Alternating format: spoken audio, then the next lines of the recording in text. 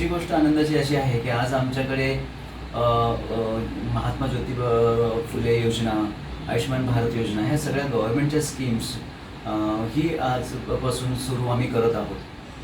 हॉस्पिटलचं ए ग्रेडिंग झालेलं आहे.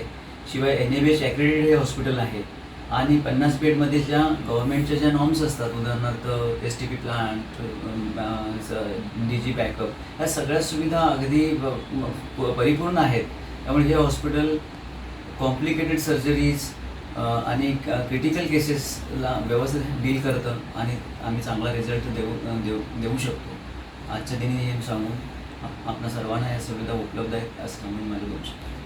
थँक्यू. Yes, continue sir.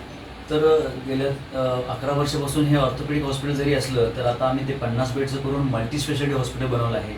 सर्व स्पेशालिटीचे डॉक्टर्स आता इथं राऊंड दी क्लॉक अवेलेबल आहेत आणि सगळ्या आजारांवरती इथं ट्रीटमेंट केली जाते. शिवाय ज्या योजना आहेत ह्या सगळ्या आजारांसाठी आहेत.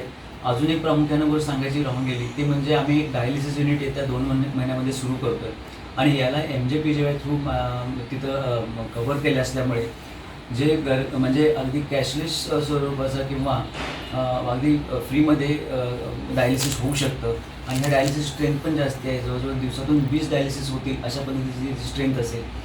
ॲट द सेम टाईम इथे बाकीच्या स्पेशालिटींना ही तेवढाच वाव दिलेला आहे आणि बाकीच्या सर्जरीज, उदाहरण जनरल सर्जरी आहेत, कॅन्सर सर्जरीज आहेत, शिवाय